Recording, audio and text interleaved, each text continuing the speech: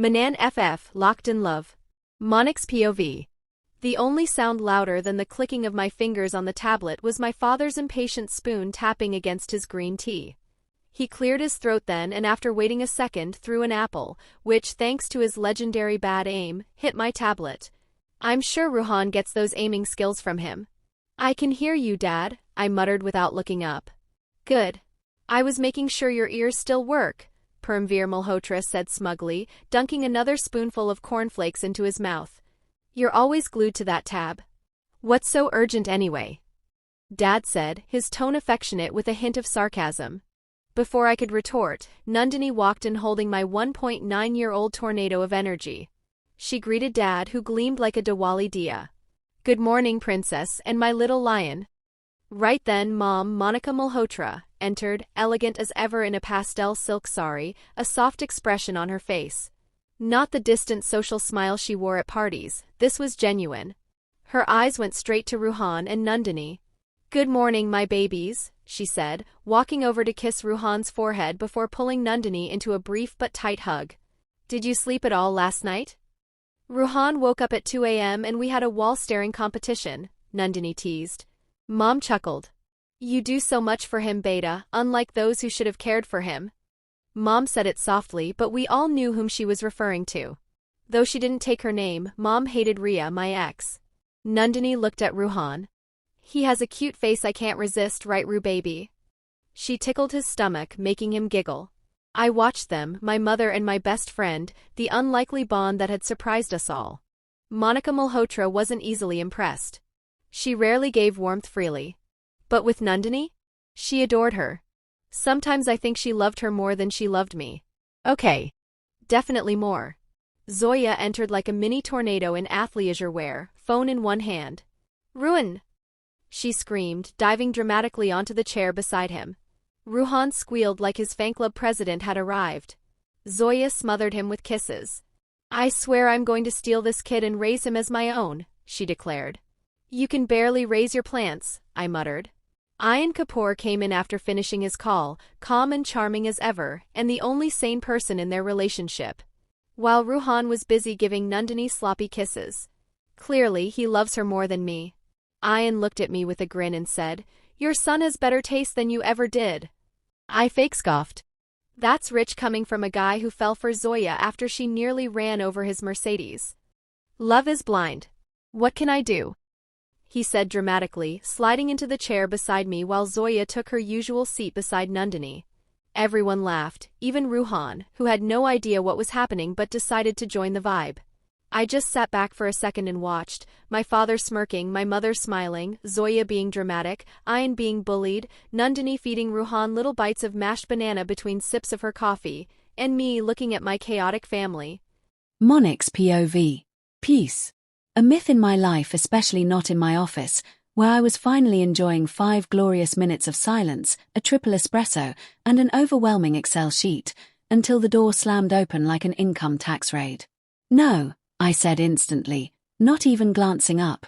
Zoya crossed her arms like a melodramatic villain. I haven't even said anything yet.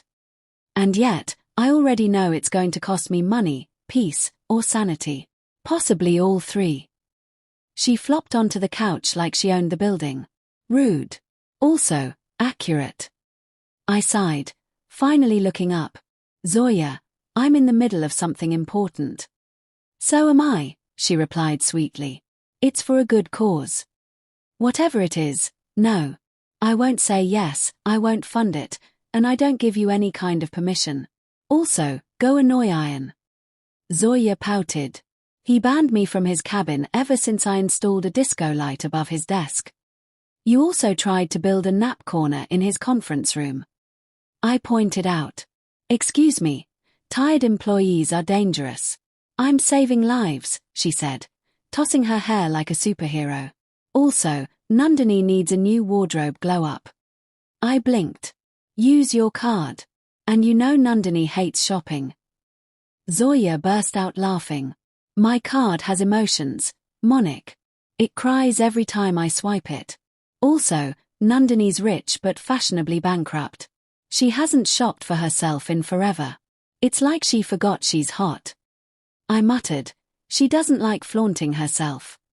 She should, though. Zoya declared. She's stunning. And selfless. And, unlike you, she doesn't believe in wasting money. I barely had time to roll my eyes before she stood up dramatically. Zoya pointed at me like a courtroom lawyer. Now listen up, Mr. Moody McGrumpy-Face. You owe Nandini happiness, style, and one pastel blue cerise that makes jaws drop. So be a decent human being and... She swiped my card from the desk with ninja precision and sprinted toward the door. Zoya. That's literally stealing. That's jail time behavior. I shouted. She turned mid-run like a Bollywood heroine in slow-mo. I'll buy you a tie, she yelled. Also, you're a billionaire, don't worry, I'll try to max the limit. I dropped my head to the desk, though I can't decide if I need a therapist or a restraining order against Zoya. Maybe both. 5 minutes later, Ian entered. The calm after Zoya's Category 5 hurricane. Ian walked in, looking grave. She took your card, didn't she? I sighed. She didn't even blink. I'm scared of how smooth she's become. He sat across from me, casually sipping his coffee. She texted me, shopping with my future Barbie. You're banned forever. Bye. I stood up suddenly. You know what? We should follow them. Ian blinked. Follow them? Why? Because knowing Zoya, she can't stop herself from buying glitter, rhinestones, and random junk. And if she makes Nandini try on another lehenga and posts it with the caption Future Dulhan Vibes, people will start sending rishtas. Ian nodded, serious. Exactly. Let's go. Operation Spy on Sasti Karan Johar and Behen number 1 begins. We're not stalking them, I muttered as I grabbed my keys. We're just monitoring the damage. Financial and emotional. Pre-cap. Jay and Ian accidentally follow Zoya and Nandini in a lingerie shop.